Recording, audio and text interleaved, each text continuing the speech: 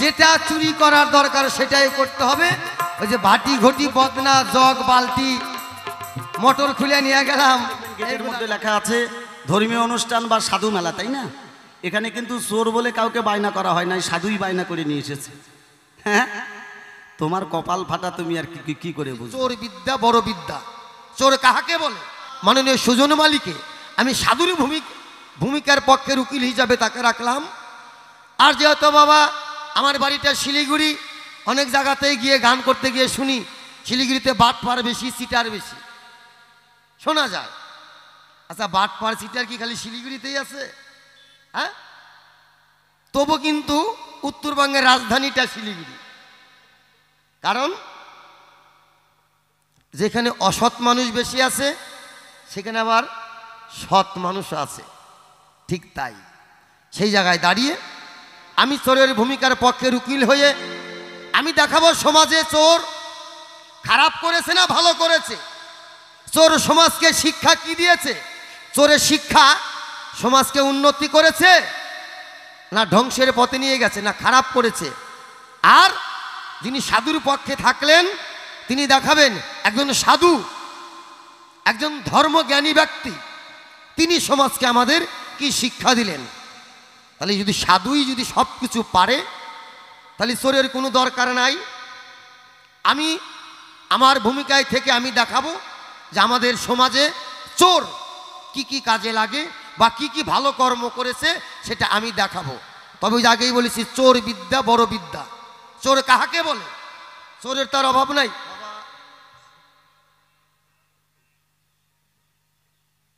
একবারে দাও, জাস্ট একবারে দাও, পরে আবার তুমি বারবার ডিস্টার্ব করো না। এই আমার তিলক বাবা তিনি বউনি করে গেল আর কি, 10 টাকা দিয়ে। হ্যাঁ, সেন বাবাটা ওটা পরে দিছি যখন সেন ব্যবহার করা ধরলো। হ্যাঁ, উনি যা ইনকাম করে সেন উড়ে শেষ করে। আমার তিলক বাবা তিনি 10 টাকা বলবো না আমি, তিনি 10 লক্ষ টাকা আমার দান করেছে। এই 10 টাকায় যেন আমার 10 ইন্দ্রিয়কে আমি বশ করতে পারি, তার দেওয়া দান আমি মাথায় তুলে গ্রহণ করে নিলাম। জয়গুরু জয়গুরু।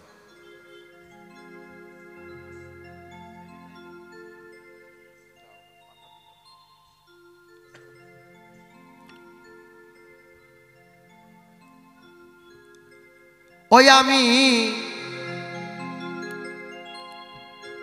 সবাতে জানা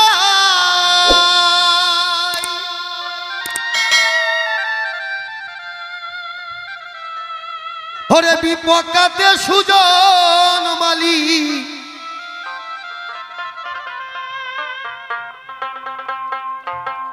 তার সাধুর পক্ষে রেখে যাই গো। কল্পনাতে চোর হইলাম গো, আমি কল্পনাতে চোর হইলাম গো। জয় জয় সাধু চোর প্রেমানন্দে একেবার বদন বলে হরি বল হরি বল হরি বল।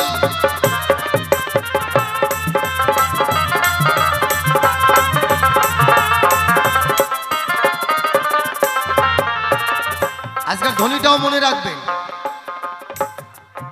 আমরা জয় জয় সাধুগুরু বৈষ্ণব প্রেমানন্দ হরি বল ধ্বনি দেই, কিন্তু আজকের ধ্বনিটা কিন্তু একটু আলাদা দিলাম। সাধু চোর প্রেমানন্দে। সাধু ওইখানে কিন্তু একজনই মানুষ। এটাই হচ্ছে বাউল গান। সব গান শোনা যায়, বাউল গান দেখা যায়। ধ্বনিটা কিভাবে দিলাম? সাধু চোর প্রেমানন্দে। চোর সাধু কিন্তু কই নেই আমি, সাধু চোর প্রেমানন্দে হরিধ্বনি বলো। তাহলে বোঝা গেল একজনই কিন্তু। শোনো শোনো সাধুর পক্ষের উকিল, আমি তোমার কাছে জানতে চাই, সঠিক সঠিক জবাব দেবে এ ধর্ম সবাই।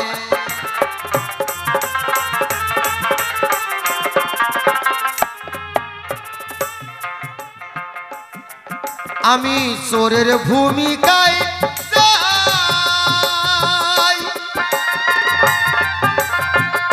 ছোট্ট একটা চোরের উদাহরণ দেব, এই ধর্ম সবাই গো। কল্পনাতে চোর হইলাম গো আমি।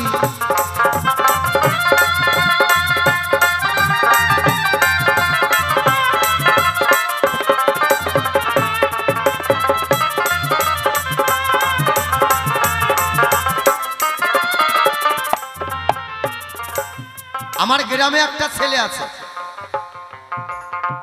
ওর কাজ হচ্ছে চুরি করা। কি চুরি করে? মোটা অঙ্কের কিছু চুরি করে না। ওই যে কি নেশা করে প্লাস্টিকের মধ্যে টানে, ওটা কি ড্যান্ড্রেট না কি কয়? হ্যাঁ, ওই আঠা উঠা সুই টুই নেয়। মানে ওর মোটামুটি 300 টাকার হয়ে গেলেই ওর খোরাক হয়ে গেছে। তো হঠাৎ করে চুরি করে তো ধরা পড়েছে। নাম হচ্ছে ক্যাবলা। তো চুরি করেছে, ধরা পড়েছে, ধরে নিয়ে বলছে আজকে রাত্রে ওর বিচার হবে। গ্রামের সব মায়ে মাতবর, মুরব্বী, জ্ঞানী গুণী ব্যক্তি থাকবেন, তাদের সামনে আজকে ওর বিচার করে ওর সাজা কি হয় আমরা দেব। এবার চোর মনে করছে আজকে রাত্রেবেলা তো আমার বিচার হবে, আর ধরলে তো আমাকে উত্তম মাধ্যম দিবে।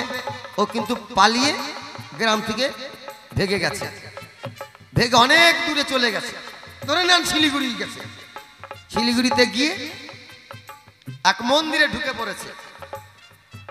মন্দিরে ঢুকে বলছে তুমি কে? বলে বাবা আমার বাড়ি তো দক্ষিণ দিনাজপুর, আমার নাম ক্যাবলা। তাহলে তুমি এখানে? বলে আমি যদি আপনি কৃপা করে এই মন্দিরে আমাকে স্থায়ী দেন তাহলে আপনার সাথে আমি থাকবো। তখন ওই মন্দিরে সাধু দেখলো এটাও খারাপ হয় না, আমারও তো একজন লোকের দরকার, তাহলে থাক। কিন্তু ওর মন কিন্তু সবসময় চুরি করার দিকেই আছে, চোরের নজর টোপলার দিকে, তাই না? এবার বেশ কিছুদিন থাকে। ওই সাধু সন্ধ্যাবেলা হলেই শ্রীমদ ভাগবত পাঠ করে আর ওই ওকে বুঝায়। সাধু তো আর জানে না ওটা চোর, ওকে বুঝায় শোনো বাবা, ভগবান বললেন এই পৃথিবীতে আমার বলতে কিছু নেই, আমার বলতে পৃথিবীতে কিছু নেই। এই দেহটা দান করেছে দুজনে, কে? বাবা আর মা। আমি যে স্কুলে পড়াশোনা করেছি এটাও একজন শিখিয়েছে।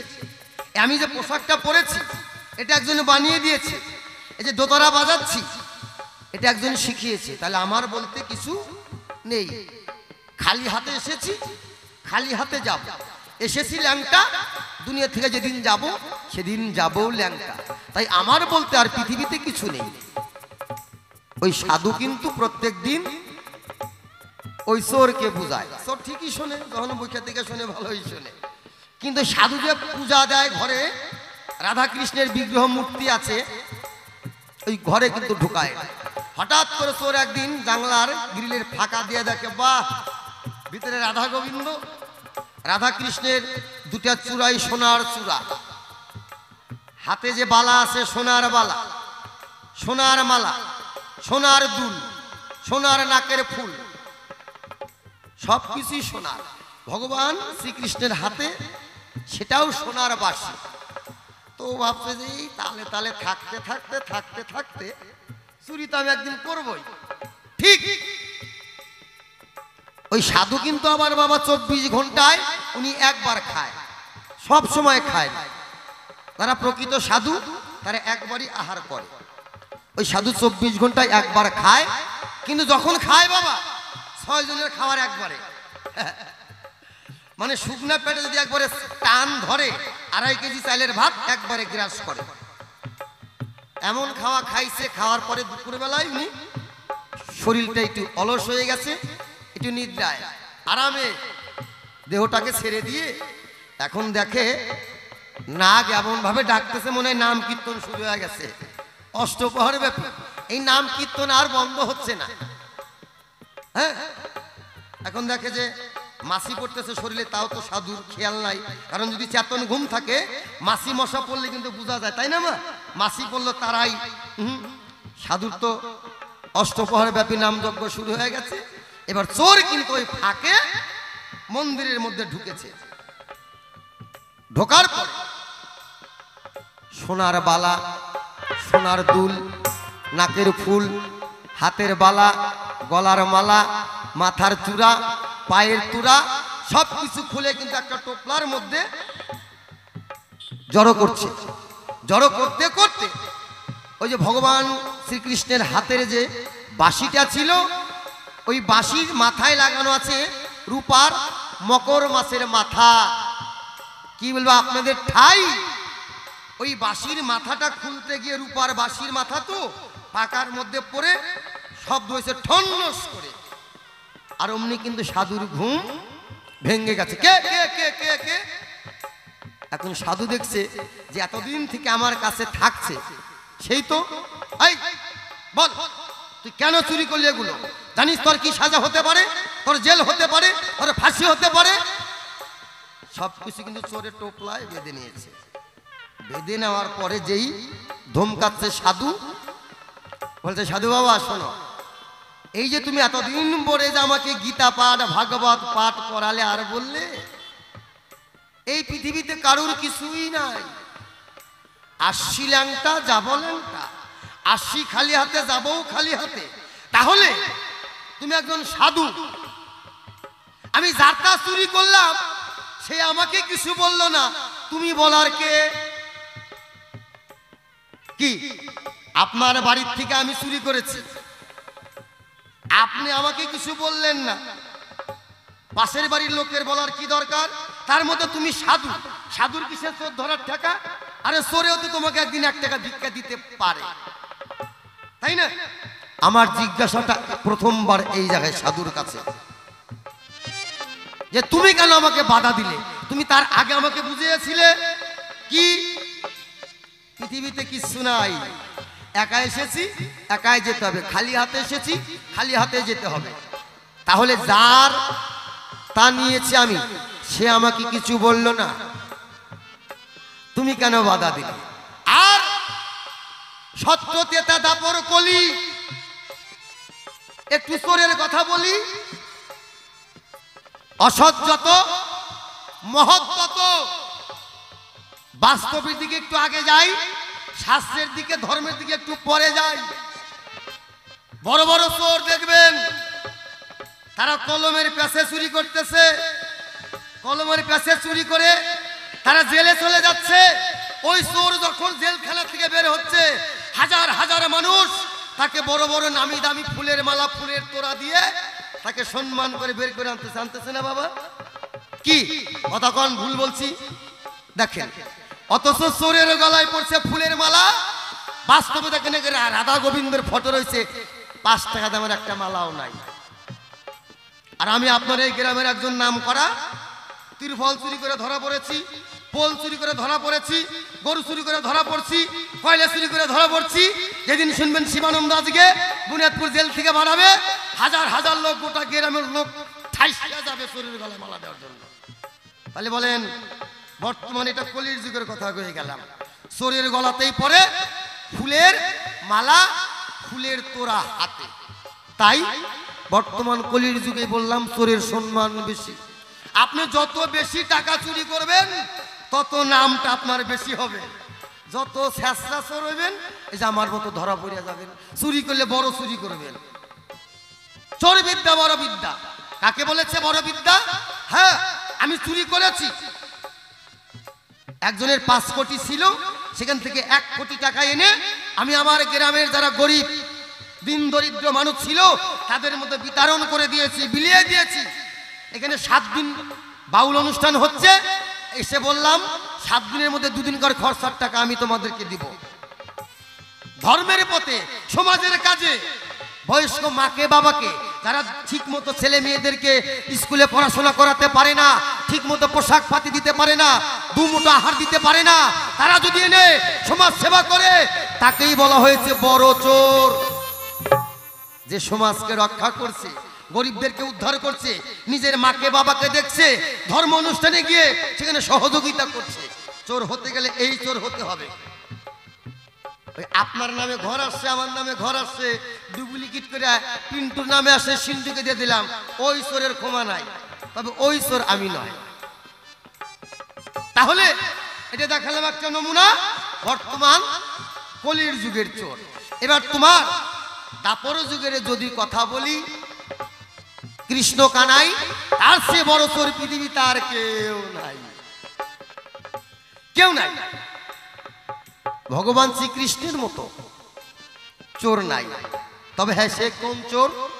তোমার মতো আমার মতো গরিবের আহার মারে না, গরিবের থাকার ঘর চুরি করে না, গরিবের পেটে লাথি মেরে তারা ভুঁড়ি মোটা করে না। তিনি ছিলেন গোপীদের মন চোরা, ওই বাঁশির সুরে। আর গোয়ালিনী যারা ছিলেন তারা প্রত্যেকে দিন ওই ননি মাখন ঘোল যখন উঠাতেন, তার জন্য তারাই চুরি করে রেখে দিত, তারা চুরি করে এনে তাকে খাওয়াতো। নাম হতো গোপাল। ননি চুরি করে খেয়েছে না, তারাই চুরি করে এনে গোপালকে খাওয়ায়। এর জন্যই তো ভগবান বলেছে, আমি হতে আমার নাম বড়, নাম হতে আমার ভক্ত বড়, ভক্ত হতে ভক্তের পদধূলি বড়। তাহলে এবার সাধু ভাই, এবার মহাভারতের কথাই তোমার কাছে জানতে চাই। পঞ্চ পাণ্ডব, ধর্মরাজ যুধিষ্ঠির, ভীম, অর্জুন, নকুল, সহদেব, এই যে পঞ্চ পাণ্ডব, এর মধ্যে সবচেয়ে ধর্মরাজ যুধিষ্ঠির হলো ধর্মের রাজা। তাকে তো টাইটেল দিতে পারতো, টাকা পয়সা বেশি আছে তার রাজা, বা শক্তি বেশি আছে তার রাজা, বা রাগ বেশি আছে তার রাজা, কিন্তু তা তো দিল না, নাম দিয়েছে কি? ধর্মের রাজা। তাহলে ধর্মরাজ যুধিষ্ঠির, তোমার কাছে আমি চোর হয়ে জানতে চাই, তুমি যে এত ধর্ম করেছো, ধর্ম করে যে তুমি ধর্ম রাজা টাইটেলটা পেয়েছো, তুমি তো সশরীরে স্বর্গে যেতে পারলে না, তোমাকে নরকে যেতে হলো কেন? ইহার কারণটা কি? সাধু। আর দেখো আমরা চোর হয়ে মানুষের সমাজের কত উন্নতি করি। এইটাই কি শেষ? না, দেখেন চোরের আরো কিছু নমুনা। আমার মায়েরাও চুরি করেছে, করে নাই ছোটবেলাতে? যে ছেলেটা দুষ্ট, দেখবেন মা তার জন্যই তার আত্মাটা, মনটা, প্রাণটা কাঁদে বেশি। চোর কে ছিল? ডাকাত। ভগবানদের মধ্যে যারা চুরি করে তাদেরকে টাইটেল দেওয়া হয়েছে ভগবান। আর আমরা মানুষের মধ্যে বিভিন্ন টাইটেল ভাগ করা আছে। যে ডাকাতি করে তাকেও চোর বলা যায়, যে চুরি করে তাকেও চোর বলা যায়, যে ছিনতাই করে তাকেও চোর বলা যায়, যে মার্ডার করে তাকেও চোর বলা যায়, যে বাড়িঘর লুটপাট করে, ব্যাংক ডাকাতি করে, তাদেরকেও চোর বলা যায়। হ্যাঁ, চোর ছিল রত্নাকর দস্যু, ছিল না বাবা? হ্যাঁ, যাকে ধরতো তাকেই মারতো। 52 পাপ, 53 পাপ। 53টা মার্ডার যখন করলো সেই রত্নাকর দস্যু ভগবান রামচন্দ্র, তেতা যুগে রামচন্দ্র জন্ম নেওয়ার আগে 60,000 বছর আগে তিনি বাল্মীকি রামায়ণ রচনা করলেন। তিনি তো ডাকাত, তিনি তো দস্যু, তিনি তো চোর ছিলেন। দেখেন চোরের কত প্রমাণ দেব, সারা দিন মরে দিলেও চোরের প্রমাণের শেষ করতে পারবো না। কারণ যার যত বেশি চোর তার তত বেশি অভিজ্ঞতা, তিনি তত লাভ বেশি করেছে। তাহলে আমি ধর্মের পক্ষের, সাধুর পক্ষের উকিলকে বলতে চাই, তুমি যে ধর্মরাজ যুধিষ্ঠির হলে, তবু তুমি নরকে গেলে সশরীরে, স্বর্গে তুমি যেতে পারলে না, সবাই চলে গেল। আর তুমি ধর্মের রাজা হয়ে কেন তুমি নরকে পড়ে থাকলে? তোমার কাছে জানতে চাই। একটা গান গাই, সাধুকে পাঠাই। জানতে চাই, যার জিনিস চুরি করলাম আমি, সে কিছু বলে নাই, তুমি কেন বললে? বলবে তুমি তাই।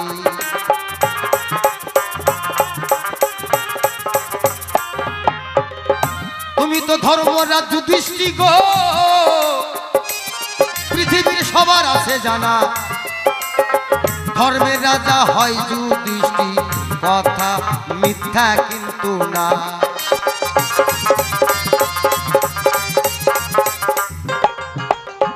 কিবা ধর্ম তুমি করে ধর্মের রাজা হলে, ধর্মের রাজা হয়ে কেন নরকে প্রবেশ করলে?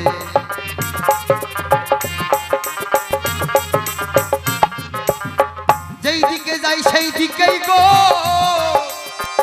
বর্তমান চোরের সম্মান পাই। চোরের রাজা ছিল কিন্তু দ্বিনন্দের কানাই।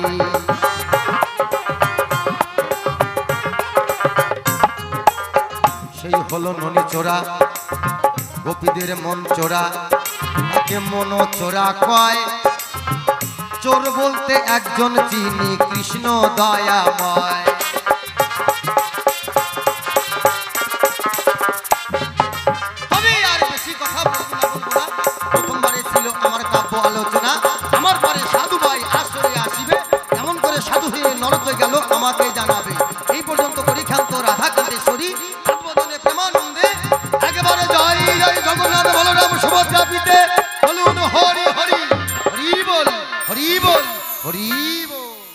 এইবার চোর আর সাধু পালা ধরে অভিনয় রেখে যায়।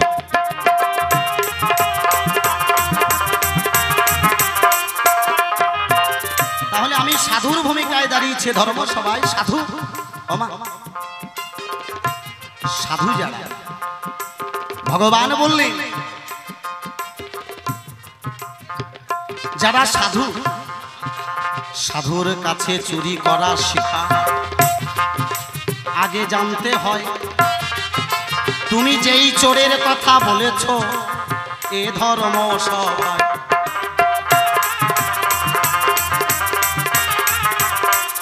তাহলে কৃষ্ণ ভগবান যিনি গোপিনীদের মন চুরি করেন তিনি, তার নাকি পূজা হয়, কিন্তু ধর্মরাজ যুধিষ্ঠির যিনি তার নাকি পুজো হয় না।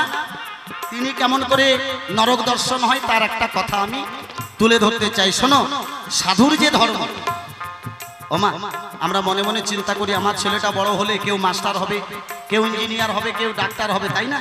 অনেকে মনে মনে চিন্তা করি, কেউ বুকে হাত দিয়ে বলুন তো, যে কেউ মনে করেন যে আমার সন্তানটা বড় হয়ে একজন সাধু হোক। বর্তমান সনাতন ধর্মের আমাদের এই অবস্থা। কারণ সাধু হলে যদি বাড়ি থেকে চলে যায়, ভিক্ষা করে খায়, হ্যাঁ, তাহলে ভগবান কি তার পাতাই বললেন ত্যাগাচ্ছন্তি অনন্তরণ, ত্যাগ ভিন্ন জীবনে শান্তি নাই। তাই তো ধর্মরাজ যুধিষ্ঠির ত্যাগ স্বীকার করে। একমাত্র ত্যাগী সাধুর ধর্ম বলি ধর্ম সভা করে।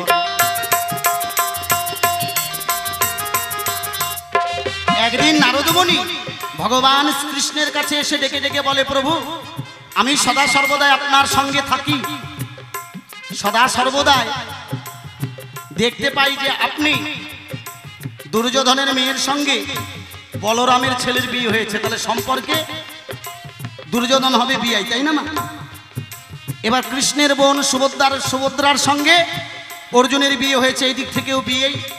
এইবার নারদমণি ডেকে ডেকে বললেন, হে প্রভু, হে কৃষ্ণ নীলমণি, আমি সদা সর্বদাই দেখতে পাই অর্জুনরা যদি তোমার বিয়াই হয় তাহলে দুর্যোধনও বিয়াই হবে, কিন্তু তুমি একজনের পক্ষ নিলে আর একজনের পক্ষ নিলে না, ব্যাপার কি? ভগবান শ্রীকৃষ্ণ নারদমণিকে ডেকে ডেকে বলছেন, নারদমণি তুমি কি দেখবা না শুনবা? কয় যদি চোখে দেখতে পাই তাহলে শোনার কি দরকার হয়, কি মা, তাই না? কয় যদি দেখতে চাও তাহলে তুমি আমার কথা লও, এই যে তোমাকে আমি 3খানা ফুলের মালা দিলাম, এই ফুলের মালা নিয়ে গিয়ে তুমি 3 জনার গলায় পরাবে। একটা হচ্ছে উত্তম, একটা হচ্ছে মধ্যম, একটা হচ্ছে অধম। এই 3টা ফুলের মালা নিয়ে গিয়ে তুমি 3 জনকে পরাবে। নারদমণি মালা নিয়ে কি কর্ম করিল,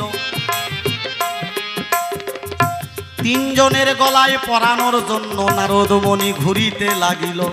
জয় জয় নিতাই গৌর সীতানাথ প্রেমানন্দে হরি হরি বলো। 3 জনার গলায় পরানোর জন্য নারদমণি যখন ঘুরতে শুরু করে, ওমা 3 জন ব্যক্তি কোথাও মিলে না, কারণ উত্তম ফুলের মালা সেটা একজন গলায় নিতে পারে, মধ্যম যে ফুলের মালা সেটাও গলায় নেওয়া যায়, কিন্তু অধমের যে মালা, এই মালাটা কে নেবে? ওমা আপনাকে যদি বলা যায় আপনিও আর নেবেন না, কি তাই না? এইবার নারদমণি মনে মনে চিন্তা করে, তাহলে 3 জন পুরুষ, একজন উত্তম, একজন মধ্যম, একজন অধম, তাহলে উত্তম আর মধ্যম পাওয়া যায়। উত্তম যদি হয় কেউ, তাহলে মধ্যমটা না হয় আমার গলায় পরাবো। নারদমণি মনে মনে চিন্তা করে, কিন্তু অধমের যে মালা, সেই মালা আর কেউ নিতে রাজি হয় না। নারদমণি মালা নিয়ে ঘুরতে ঘুরতে কি কর্ম করিল, দুর্যোধনের রাজসভার পাশে নারদমণি দাঁড়ায়া রহিল।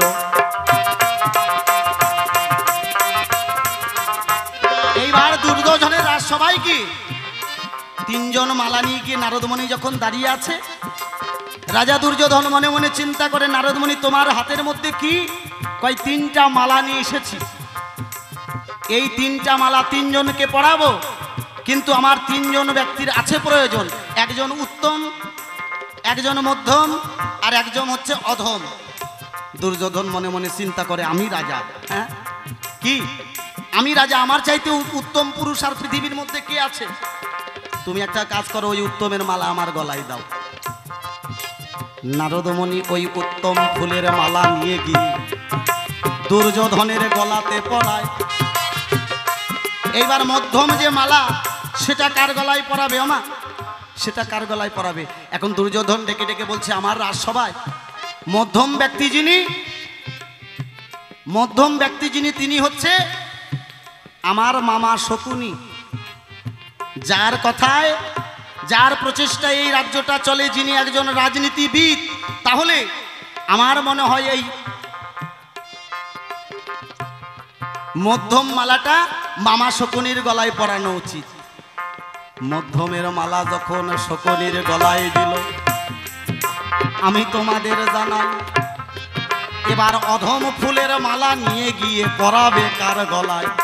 জয় জয় নিতাই গৌর সীতানাথ প্রেমানন্দে হরি হরি বলো। আচ্ছা মা, এইবার অধম ফুলের মালা পরার জন্য আর কেউ কাউকে খুঁজে পায় না। দেখে কিছুক্ষণ পরে তার রাজসভার বাইরে দিয়ে একজন ডম ময়লা পরিষ্কার করে ফিরে যাচ্ছে। ওই ডমকে ডেকে ডেকে বলে, এই শোন।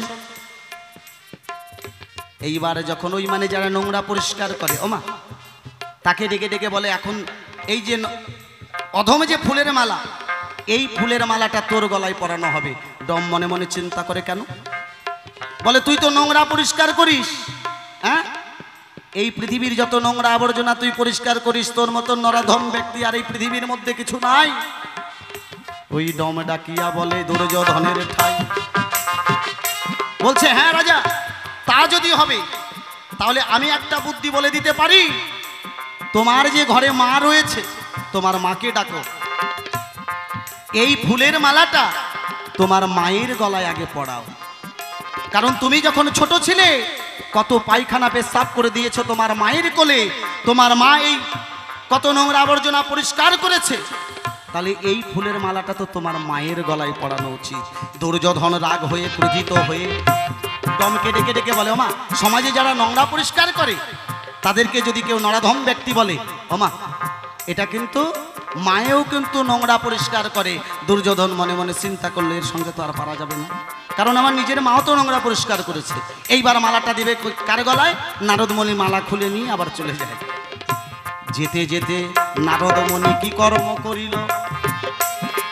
যুধিষ্ঠির সভায় গিয়ে নারদমণি ওই মালা হাতে নিয়ে দাঁড়ায়া রহিল। জয় জয় নিতাই গৌর সীতানাথ প্রেমানন্দে হরি হরি বলো। এইবার যুধিষ্ঠির সবাই গিয়ে নারদমণি যখন মালা হাতে নিয়ে দাঁড়িয়ে রয়, ধর্মরাজ যুধিষ্ঠির ডেকে ডেকে বলছে, নারদমণি, তুমি তিনখানা মালা হাতে করে নিয়ে তুমি কেন দাঁড়িয়ে রয়েছো আমার রাজসভায়? নারদমণি ডেকে ডেকে বলে, প্রভু, আমি এই তিনজন মালা নিয়ে গোটা ত্রিভুবনে সব জায়গায় ঘুরেছি। এই একটা উত্তম ফুলের মালা, একটা মধ্যম ফুলের মালা আর একটা অধম ফুলের মালা আমি তিনজন ব্যক্তি ত্রিভুবনে কোথাও পাই নাই। ধর্মরাজ যুধিষ্ঠির ডেকে ডেকে বলছে, নারদমণি, তুমি ওই মালা পরানোর জন্য কাউকে পাও নাই? তুমি একটা কাজ করো নারদমণি, আমার রাজসভায় আছে। বলছে, কে? তুমি একটা কাজ করো, ওই উত্তম যে ফুলের মালাখানা, এই ফুলের মালা তুমি আমার সিংহাসনের পাশে, ভগবান কৃষ্ণের মূর্তি রয়েছে, ভগবান শ্রীকৃষ্ণ রয়েছে বর্তমান, হে নারদমণি, তুমি সেই কৃষ্ণের গলায় সেই উত্তম ফুলের মালা করো দান। ধর্মরাজ যুধিষ্ঠির ডেকে ডেকে বলছে, এই উত্তম ফুলের মালা একমাত্র যিনি এই বিশ্ব ব্রহ্মাণ্ডের মালিক অনাদি আদি প্রাণ গোবিন্দ শ্রীকৃষ্ণ ভগবান, যিনি, তারই অধিকার রয়েছে। হে নারদমণি, তুমি সেই ফুলের মালাটা নিয়ে গিয়ে আমার ভগবান শ্রীকৃষ্ণের গলায় পরাও। বলছে, তাহলে মধ্যমের যে মালা, এই মালাটা কার গলায় পরাবো? ধর্মরাজ যুধিষ্ঠির ডেকে ডেকে বলছে, নারদমণি, তুমি যেহেতু বিশ্ব ব্রহ্মাণ্ড ভ্রমণ করো, এই বিশ্ব ব্রহ্মাণ্ড জুড়ে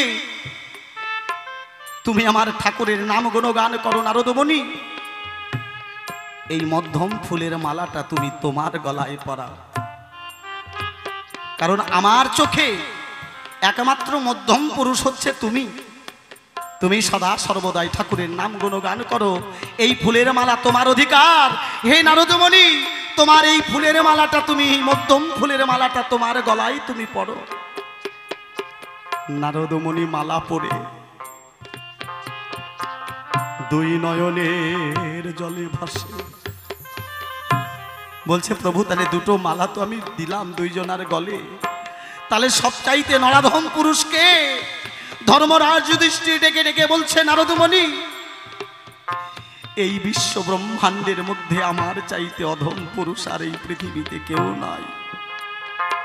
তুমি ওই অধমের ফুলের মালাটা পরাও আমার গলায়। নারদমণি ডেকে ডেকে বলল, সার্থক ধর্মরাজ যুধিষ্ঠির, তুমি সার্থক জনক। হে মাননীয় শিবানন্দ হালদার মহাশয়, আজকে যিনি চোরের ভূমিকায় দাঁড়িয়েছে, সাধু যারা নিজেকে জাহির করে না তারা, ওমা সাধু যারা নিজেকে জাহির করে না তারা, তুমি বলেছ ধর্মরাজ যুধিষ্ঠির তুমি কেন নরক দর্শন করলে? এরও একটা কারণ আছে।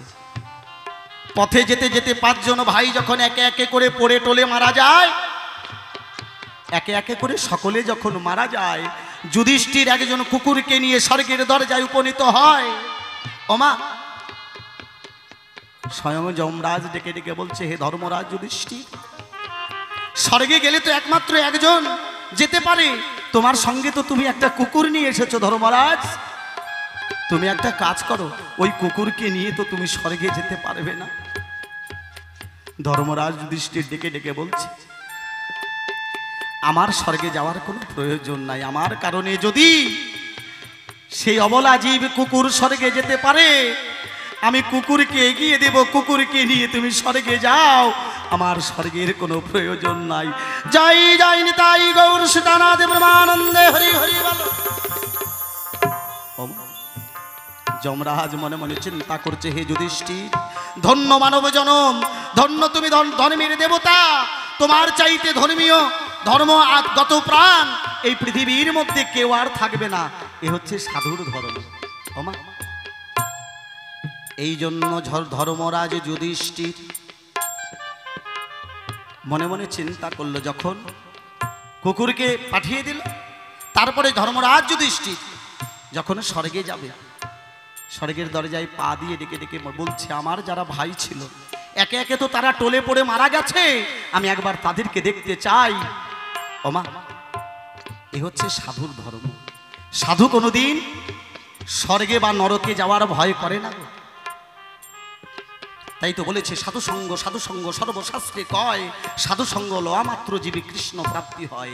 যতক্ষণ একটা জীবের সাধু সান্নিধ্য লাভ না হয়, ততক্ষণ কৃষ্ণ প্রাপ্তি হতে পারে না। ও ধর্মরাজ যুধিষ্ঠির, তুমি স্বর্গে গেলেও সাধুর কাছে স্বর্গ কি নরক কি? সাধু তো সব জায়গায় যেতে পারে, কি মা পারে না? সাধু সব জায়গায় যেতে পারে, সাধু খারাপ জায়গায়ও যেতে পারে। কি বাবা, কেন যেতে পারে? আপনি গুরু হয়ে যাকে দীক্ষা মন্ত্র দান করলেন, আপনি তো বোঝেন না সেটা মাতাল না চন্ডাল, কিন্তু আপনাকে দীক্ষা মন্ত্র দিয়ে তাকে শুদ্ধি করতে হলো। তাহলে সাধুর ধর্ম কি? প্রকৃত ধর্ম হচ্ছে সাধু স্বর্গে যাওয়ারও ভয় করে না, নরকে যাওয়ারও ভয় করে না। এই জন্য সাধু সঙ্গ করো, সাধু সঙ্গ ছাড়া জীবের কোনো গতি নাই। এই কথাটা তোমার কাছে আমি বুঝিয়ে দিয়ে এবার বসতে চাই। আসছেন আমার বিপক্ষের শিল্পী শিবানন্দ হালদার, মঞ্চে শুনবেন তার কণ্ঠে গান। শুনুন, জয় গুরু।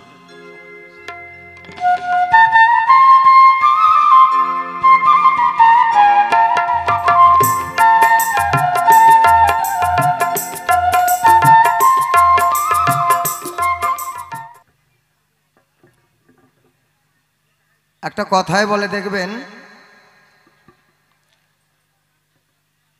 চোরের মার বড় গলা, চোরে খায় দুধার কলা। হ্যাঁ, বর্তমান কলির যুগে চোরেরই পূজা হয়। বর্তমান বিশেষ করে চোরেরই পূজা হয় এই কলির যুগে। আচ্ছা, বাস্তবে একটা কথা বলি, আপনারা কোনোদিন কেউ শুনেছেন যে রেশন দোকান থেকে প্রসাদ পাওয়া যায়? শুনেছেন? জীবন ভরা বাবার বাবা, তার বাবা, তার বাবা, তার বাবা, আমার বাবা, আমি করে আসছি। আরে 7 পুরুষ থেকে বাড়িতে চরক পূজা করি বাবা, ভোলানাথের চৈত্রি মাসে পূজা দেই। কোনোদিন মহাদেব আমার কল্যাণে জেনে আমার পুরো দিদি একটু প্রসাদ নিয়ে যা, আর রেশন দোকানে পূজা হলো জগন্নাথ মন্দিরে, প্রসাদ পাইলাম কোথা থেকে? আপনারা পান নাই? এখানে পান নাই কেউ? তো কথা বল না কেন? ও চোরের গলা, মানে চোরের দোকান থেকে প্রসাদ নিয়ে আসছেন তার জন্য? তবে সব ডিলার চোর না বাবা, তাদের বাড়িঘর দেখে দিয়ে। আমার শিলিগুড়িতে যত ডিলার আছে আজ থেকে 20 বছর আগে ছাপড়া করছিল, তাদের 5 তলা করে ফ্ল্যাট, ছেলে পেলে সব আমেরিকাতে থাকে। আর যারা ওই দোকান থেকে রেশন নিয়ে আইসি তারা জীবন ভরে তিরপলের ঘর, মুলিবাসের চাল। তাহলে আজকের থেকে কোনো মন্দির আর পূজা দিতে হবে না। ডিলারের কাছে যা পূজা দিবেন, ফুলের মালা ডিলারের গলায় দিবেন, মিষ্টির প্যাকেট আপনার হাতে ধরায় দিবে। কথা কন ঠিক কিনা? কি কথায় ভেজাল আছে? তাহলে বর্তমান কি করে চোরের পূজা হয় না? যদি 100টা ডিলার থাকে তার ভিতরে হয়তো 2 জন ডিলার ঠিক থাকতে পারে। তা না হলে মুলিবাসের ঘর ছিল যে ডিলারের, আমার দাদার শ্বশুর জলপাইগুড়ি জেলা ধূপগুড়িতে বাড়ি। দাদার যখন বিয়ে দিলাম ছোট্ট একটা এই 10 ফুট বাই 10 ফুট 2টা রুম ছিল। এখন বাড়ি চেনা যায় না, তাওই মরে গেছে, তাওর বাপ মরে গেছে, দাদার শালারা আছে, 5 তলা ফ্ল্যাট। দূরে থেকেই বোঝা যেত ডিলার বাড়ি। আর আগে কইতো ডিলার বাড়ি কোনটা, কয় এই রাস্তায় তো সোজা যাবেন, গিয়ে বাদিকে একটা কালভার্ট পার হবেন, কালভার্ট পরে একটা বাঁশের ঝাড়, বাঁশের ঝাড়ের পরে পুকুরের রাস্তা, তারপরে ডিলার বাড়ি। আর এখন আর খুঁজতানা ধূপগুড়ি টাউনে গেল, ওই যে ওটা ডিলার বাড়ি। মানে সবার ঠিক যার কিস্তি ছিল না তার হয়ে গেছে। তাহলে কোন জীবন ভরা বাপ ঠাকুরদা মন্দিরে পূজা দিয়া কোনো দেবতার পূজার প্রসাদ পাইল না, অথচ এখন ডিলারের থেকে গেলে এই প্রসাদ দিচ্ছে। কি বাবারা খুব হাসতেছে? খাইছেন তো প্রসাদ? একদম সঠিক প্রসাদ পাইছেন এই তারিখে। এরপরের থেকে তাহলে আর মন্দিরে ঢাক ঢোল শঙ্খ ধূপকাঠি মোমবাতি ধূপ ধোয়া দিয়ে পূজা করার কি দরকার? খালি যা কাঠ নিয়ে যাবে, অন্য আবার কাঠ নিয়ে যেতে হবে। এখানে তো কাঠের কোনো খাওয়া নাই, এখানে কাঠ হচ্ছে আমি চিহ্ন। আমার একটা কাঠ আছে, সিকিউরিটি গার্ড আছে, অর্থাৎ দেহের মধ্যে লাইসেন্স আছে। গাড়ি চালালে একটা লাইসেন্স থাকে পকেটে, তদ্রুপ আমি যে এই ভান্ডারে এসে প্রসাদ চাবো তার একটা কাঠ লাগবে, সেটা এইটা। তাহলে এইবার চোর কি করে ভগবানকে পায়? একদম খাঁটি খাঁটি দলিল ধরে জবাব দিব ধর্ম সভায়। এমন কোনো কথা বলবো না কেউ যেন না বলে ঝুট, আর এমন জায়গায় বসবো না কেউ যেন না বলে শিবানন্দ এখান থেকে তুই উঠ, বাপ কা বেটা সিপাই কা ঘোড়া। কথা বলবো স্পষ্ট, তাতে নাই কোনো কষ্ট। ক্ষুদিরামের মতো সত্য কথা বলে মরে যাব, আবার জন্ম নিব। মানুষ কোনদিন মরে না, মানুষ মরে মানুষই হয়। যার যেমন কর্ম করে যাবে সে তেমন ঘরেই আবার জন্মটা লবে। তাহলে একই বাবারে 4টি ছেলে, একটা ডাক্তার, একটা ইঞ্জিনিয়ার, একটা গাজারু, একটা মদারু, একই ডাইসেতে তৈরি হয়েছে, একই সবের বাস। কোনোটা প্যান্ডেলে এসেছে, কোনোটা জগন্নাথ ঠাকুরের পিছনে গেছে, কোনোটা ঝাড়ু হয়েছে, কোনোটা পায়খানার ক্ষতি হয়েছে, কোনোটা মন্দিরের চূড়ায় উঠছে, আর কোনোটা কোদালের আচারি হয়েছে, কোনোটা আবার ফুলের সাজি হয়েছে। একই সোপের বাস, অর্থাৎ যার যেমন কর্ম ঠিক সে সেই জায়গায় গিয়ে কাজ চলছে।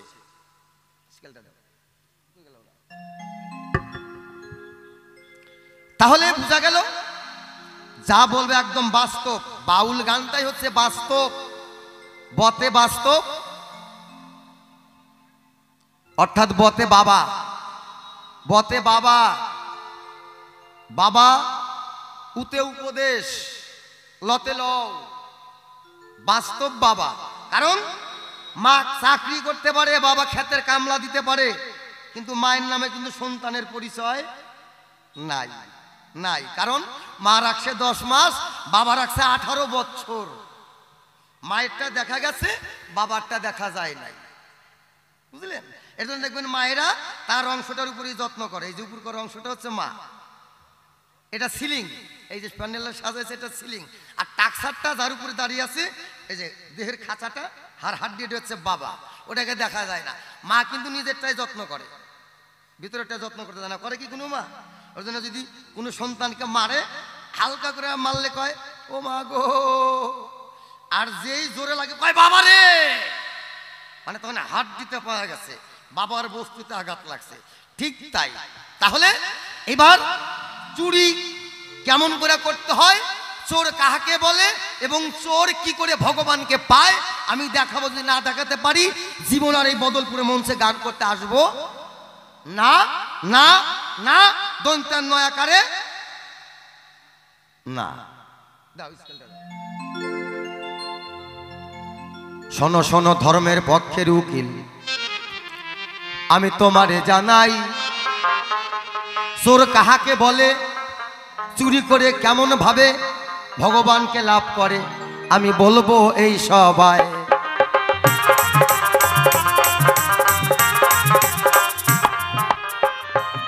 একদিন ব্রহ্মা বিষ্ণু শিব সঙ্গে নারায়ণ গো সন্ধ্যাবনী মনির বাড়িতে যায়, ছদ্মবেশ ধরে ঠিক দুপুরের সময়।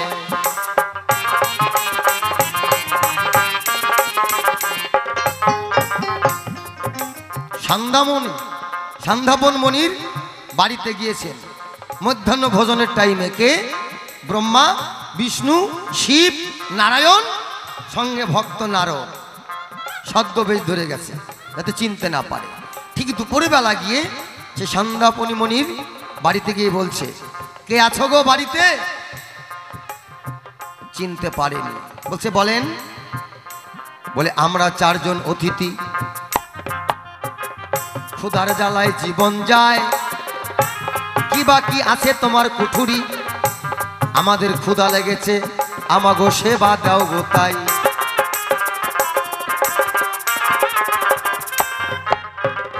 সন্ধ্যামণির মনির পুত্র, সন্ধ্যামণির পুত্র, তার নাম সদানন্দ। সদানন্দকে ডেকে বলছে, বাবা রে, এমন সময় এমন দিনে অতিথি আসলো আমাদের ঘরে, এক মুঠো তন্ডুলো নাই, বল না বাবা, আমরা কি করে এই অতিথি সেবা দেই, কি করে আমি এই অতিথির সম্মান রাখি? সদানন্দ তার বাবার কাছে কেঁদে কেঁদে কয়, আমি তোমার যোগ্য পুত্র বাবা, আমি ভিক্ষা করতে নগরে যাব, আদেশ দাও আমায়।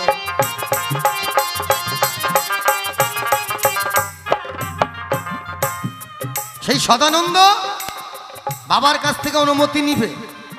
ও মাই যে, ও মাই যে, ও বাবা, ওই জায়গায় হাওয়াটা একটু কম,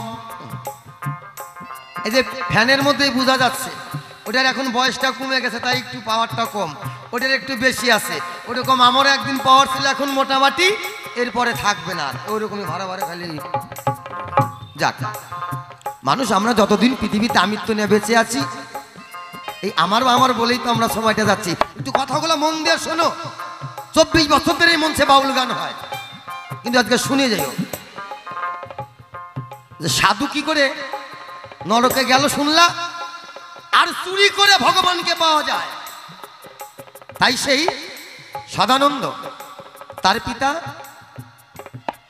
সন্ধ্যাপনী মণি তার কাছ থেকে অনুমতি নিলেন, বাবা এতদিন পর আমাদের গৃহে অতিথি এসেছে, আর তাদেরকে যদি সেবা না দিতে পারি, অতিথি রূপে নারায়ণ বাবা, বলা যায় না কখনো কে কোন রূপ ধরে এক মুঠ অন্ন সেবা করার জন্য ভক্তকে পরীক্ষা করতে আসে। বাবা তুমি আদেশ দাও, আমি এই সামনের গ্রামে ব্রাহ্মণ পাড়ায় আছে, ওই পাড়াতে গিয়ে আমি ভিক্ষা করে আমি অতিথি সেবা দেব।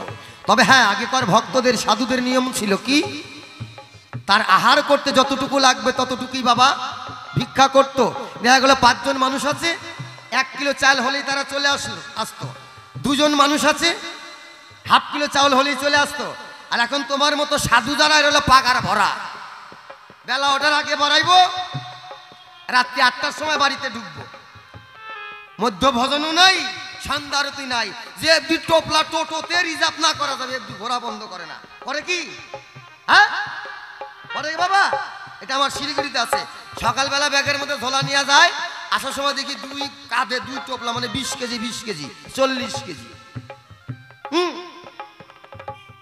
এইবার সদানন্দ যখন ভিক্ষা করতে যাবে গ্রামে, ওই 4 জন কে কে আছে? ভগবান অনাদি আদি সৃষ্টির স্রষ্টা কৃষ্ণ কানাই, ব্রহ্মা বিষ্ণু মহেশ্বর, ভক্ত নারদমণি। এবার ভগবান কৃষ্ণ দেখলেন এই ভক্তকে আমার পরীক্ষা করতে হবে, তাই ওই সদানন্দ ভিক্ষা করতে গ্রামে যাওয়ার আগেই ভগবান শ্রীকৃষ্ণ কি করলেন, ওই সদানন্দ রূপ ধরে ওই গ্রামে গিয়ে ভিক্ষা করে নিয়ে চলে আসছে। তারপরেই যখন সদানন্দ গিয়ে বাড়ির দরজার সামনে দাঁড়িয়ে বলছে, হরিবল হরিবল জয় রাধে, কুঠুরিতে কে আছেন, আমি অতিথি সেবা দিব, আমাকে এক মুঠি ভিক্ষা দিবেন। যেই দরজা খুলে কুঠিরের মালিক বের হয়েছে, বেরে বলছে, কি ব্যাপার, তুমি তো এক্ষুনি ভিক্ষা নিয়ে গেলে?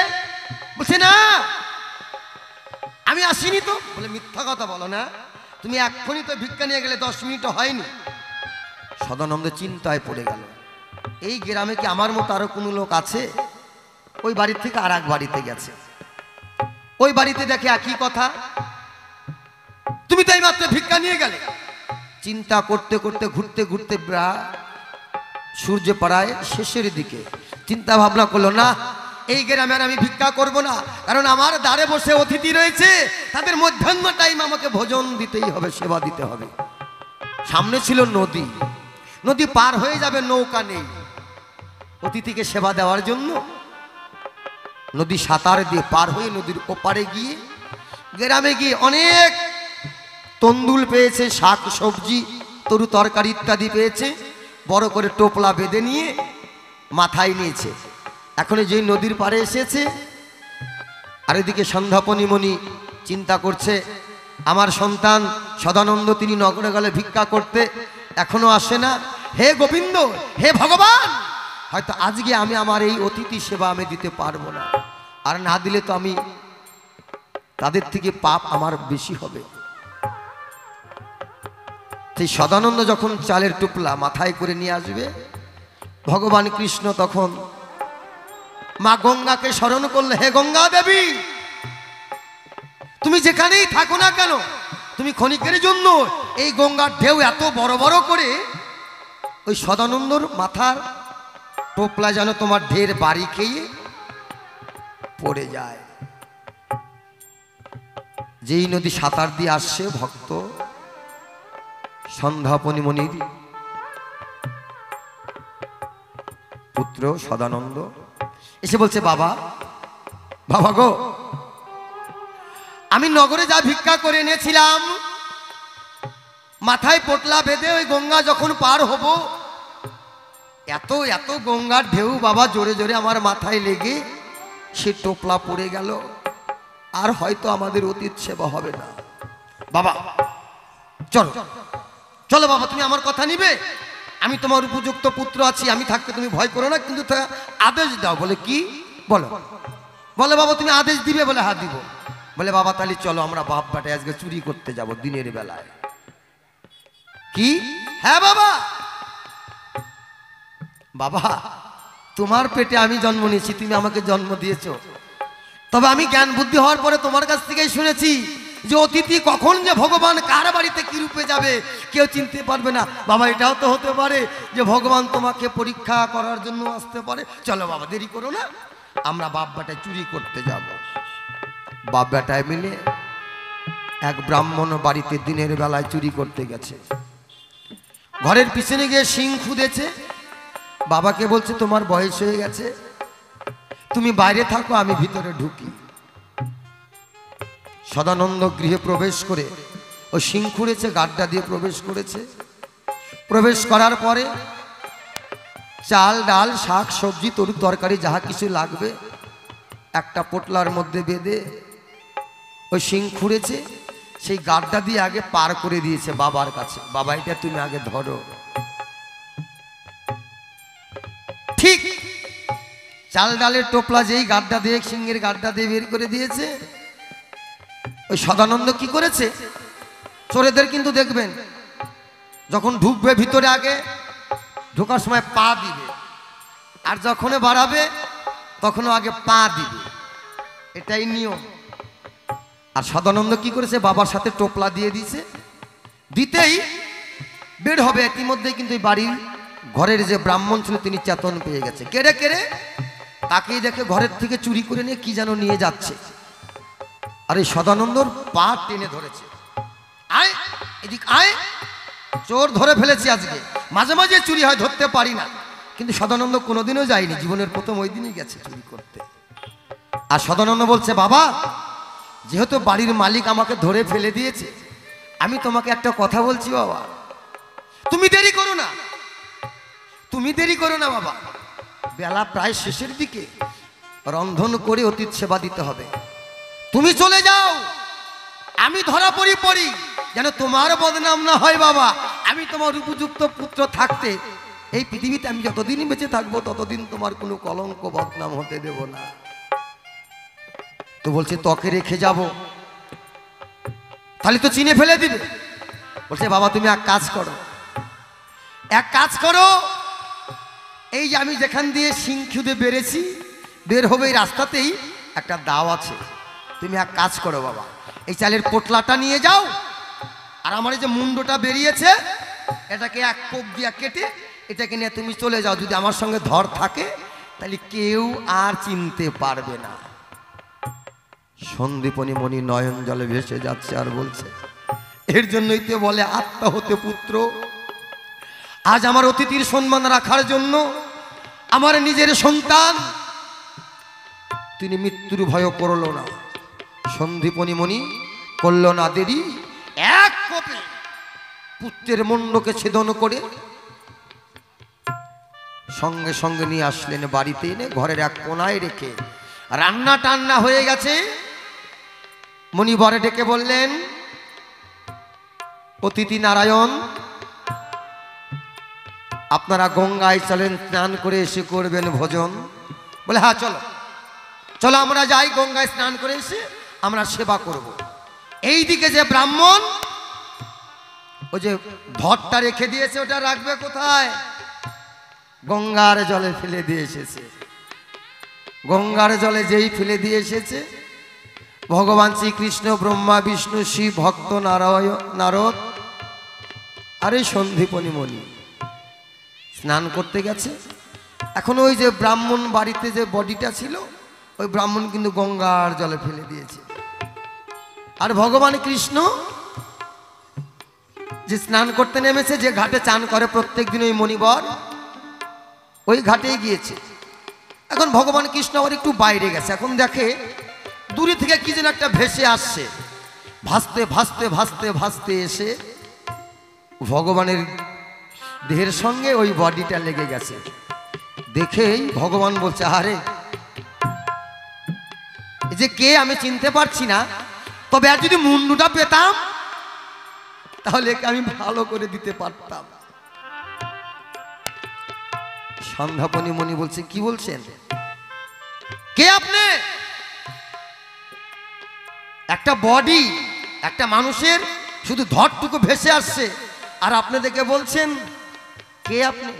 আমি এই মুন্ডুটা থাকলে একে আমি জীবিত করে দিতে পারতাম। বলেন বলেন আপনি কে? বলে আমি যেই হো না কেন, তুমি কি বলতে চাচ্ছ? বলে এই মুন্ডুটা তো আছে। কোথায়? বলে আছে। যাও নিয়ে আসো। বলে না, আপনাকে না বললে আমি আনবো না। বলো তুমি আগে মুন্ডুটা নিয়ে আসো, আমি আগে দেখি। মুন্ডুটা যখন সন্ধ্যাপনী মণি এনে ভগবানের কাছে দিলেন, মুন্ডুটা হাতে নিয়ে তার ধরের সঙ্গে লাগিয়ে দিয়ে সঙ্গে সঙ্গে সেই সদানন্দ পুরো দেহটা নিয়েই পরিপূর্ণভাবে দাঁড়ালেন। তখন তাদের স্বরূপ দর্শন দিলেন ব্রহ্মা, বিষ্ণু, শিব, ভক্ত নারদ আর অনাদিরাদি প্রাণ গোবিন্দ। জয় জয় নিতাই গৌর সীতানাথ প্রেমানন্দ। একবার হরি বল, হরি বল, হরি বল। ও সাধুর পক্ষের উকিল, দেখো চোর কাকে বলে। অতিথি সেবা দেওয়ার জন্য, অতিথি সেবা দেওয়ার জন্য চুরি করতে গিয়ে ধরা পড়েছিল, পুত্রের মুন্ডু ছেদন করে এনেছিল। ধরা পড়লে হয়তো বদনাম হবে, তাও তার একটাই লক্ষ্য কি, আমি অতিথি সেবা দেব।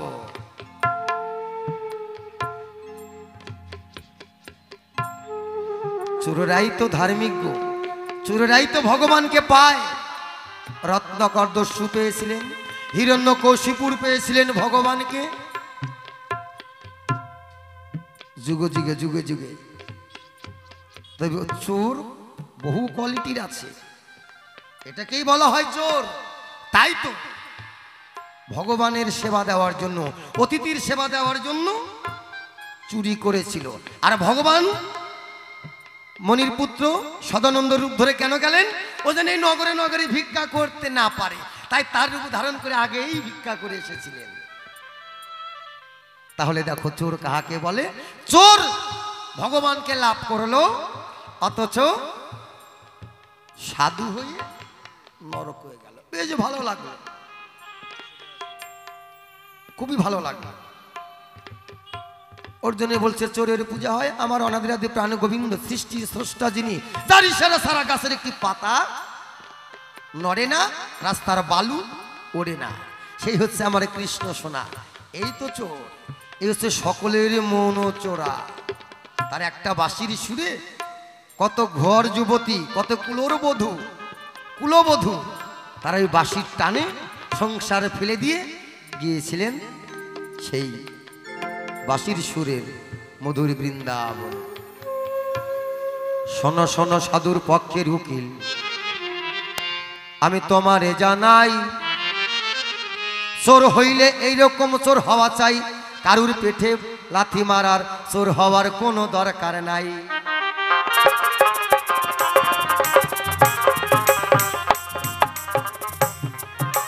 তালি চুরি করে ভগবানের সেবা দেওয়া, তাতে কোনো পাপ নাই গো। আমি বললাম সবার ঠাই। কেউ যদি কোটিপতির কাছ থেকে 5 লাখ টাকা এনে কোনো ধর্ম অনুষ্ঠান করে, তাতেও পুণ্য হয়, এটা শাস্ত্রেই পাওয়া যায়।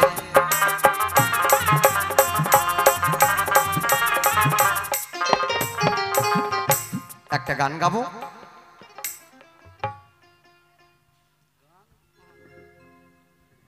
এতক্ষণ ধরে মানে চোরের ভালো করে নাই ভগবানকে। এখানে যারা আছে সনাতন ধর্মের, যারা পূজা করে, তারা প্রত্যেকেই চোর। একজনে বলেন তো আমি চোর না, এখন দেখান। যদি না দেখাতে পারি জিবা কাইটা ফেলে চলে যাবে এক্ষুনি। বলেন, একজনে বলেন যে আমি চোর না, আমি কোনোদিন চুরি করি না, বলেন, হাত তোলেন।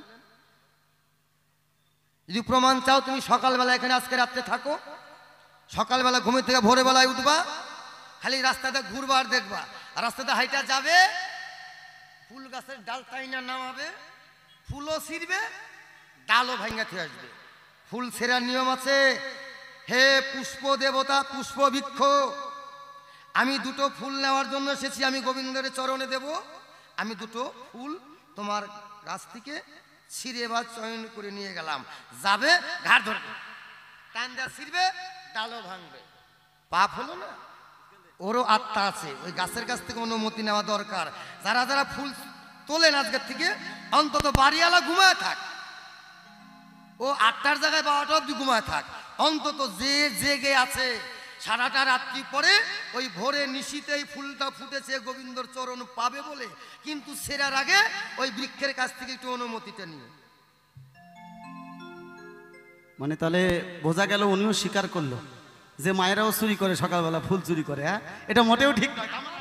আমার দলেই বেশি, তো আমার দলেই বেশি।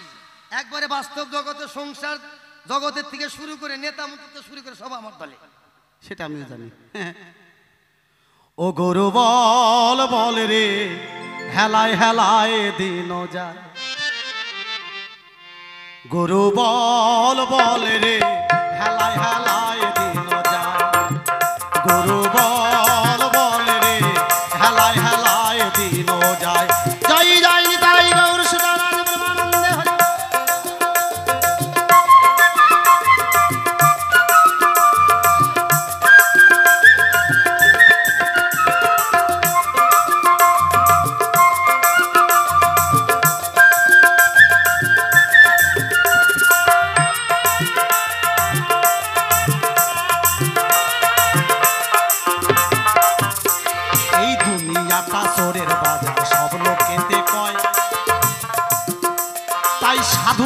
কাছে গিয়ে আগে চুরি শিখতে হয়। তুমি যেই কথাটা বলেছো, সাধুর কাছে গিয়ে আগে চুরি শিখতে হয়। ওরে দুনিয়াটা চোরের বাজার, সব লোকে কয়। ওরে সাধুর কাছে গিয়ে আগে চুরি শিখতে হয়। গুরু বল বল রে, হেলায় হেলায় দিল যায়। গুরু বল দিন বয়ে যায়।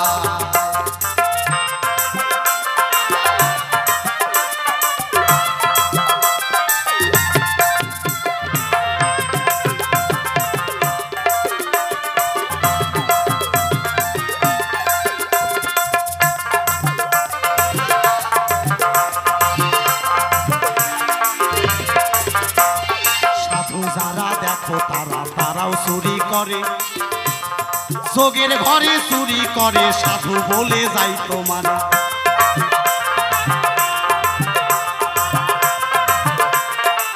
তাহলে কোন চুরি? ঘটি বাটি বদনা নয়, যোগের ঘরে সাধু দেখো চুরি বটে করে। করে 2-3 খানা দম যদি চুরি করতে পায়, হ্যাঁ 2-3 খানা দম যদি চুরি করে নেয়, এই যে যোগের ঘরে সাধুরা যারা তারা চুরি করে, তাহলে এই দমের ঘরে যদি চুরি করতে পারো, তাহলে এই দেহ মন প্রাণ যৌবন সবার অটুট রয়। আমি এই কথাটা বললাম, আমি এ ধর্ম সবার। গুরু বল বল রে, হেলায় হেলায় দিল যায়। গুরু বল বল রে, হেলায় হেলায় দিল যায়। জয় জয় জয় গৌর সীতানাথ। তাহলে বোঝা গেল আস্তে আস্তে। তাহলে যারা সাধু তারাও চুরি করে, অর্থাৎ দিনরাত 24 ঘন্টা আমাদের এই দেহের মধ্যে শ্বাস প্রশ্বাস 21,600 বার যাচ্ছে। যত কমাতে পারবেন, যত চুরি করতে পারবেন, তত আপনার পরমায়ু বৃদ্ধি হবে। শ্রী গুরু প্রেমানন্দে একবার হরিবল হরিবল। আজকে যেই জায়গায় আমরা এসে বসেছি, এটা একটা ধর্মীয় অনুষ্ঠান, কি তাই না? যেখানে হয় সাধুগুরু বৈষ্ণবের আগমন, সেখানে হয় মধুর বৃন্দাবন। এটা আমরা সদা সর্বদাই জানি। কিন্তু অনেক মায়েরা, অনেক বাবার আপনাদের কথা বলছি, এই অনুষ্ঠানে কেউ এসে কোনো রকম করে বসে, তাই না? এই অনুষ্ঠানে আসরে এসে যখন বসতে হয়, তখন প্রণাম করে বসতে হয়, তাই না? আবার যখন বাড়িতে চলে যাবে, কিছুক্ষণ এখানে সাধুগুরু বৈষ্ণবের মাঝে গান কীর্তন শুনে যখন বাড়িতে যাবে, তখন আবার প্রণাম করে কিন্তু এখান থেকে উঠে যেতে হয়, কি বাবা, তাই না? এখনকার দেখা যাক, এখানকার মায়েরাদের কথা বলি না, অনেক মায়েরা এসে বসে ঠিক আছে, কিন্তু যাওয়ার সময় পাশার যত ধুলা ছিল সব ঝাড়িয়ে ঝুলিয়ে দিয়ে চলে যায়। হ্যাঁ, আগে তো আমরা তো অনুষ্ঠানে এসে বসতেই জানি না। কৃষ্ণ কথা যেখানে হয়, হরিনাম কৃষ্ণ নাম যেখানে হয়, যেখানে সাধুগুরু বৈষ্ণবের আগমন, সেখানেই মধুর বৃন্দাবন। কি গুরু বল বল রে, হেলায় হেলায় দিল যায়। গুরু বল বল রে, হেলায় হেলায় দিল যায়।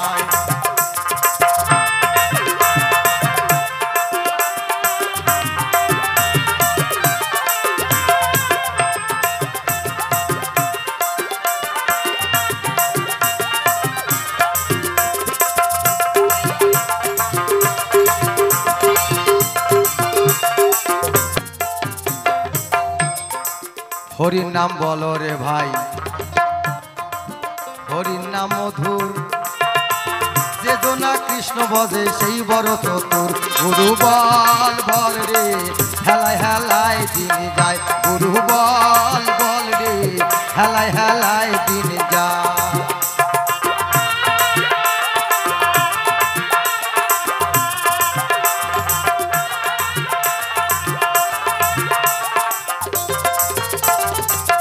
তাহলে একজনই মানুষ, তার মধ্যে সাধুত্ব ভাবও থাকবে, তার মধ্যে যেটা চুরি করার দরকার সেটাই করতে হবে।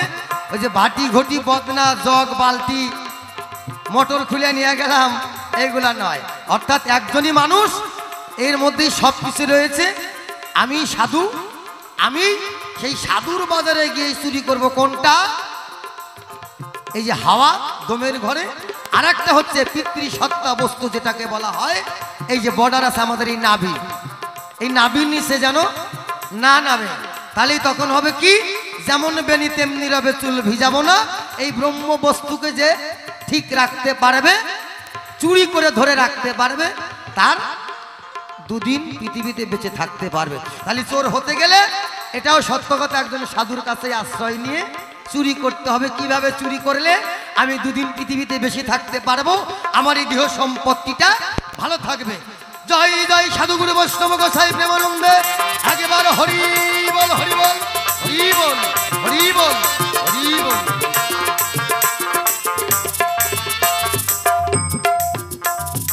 আমাদের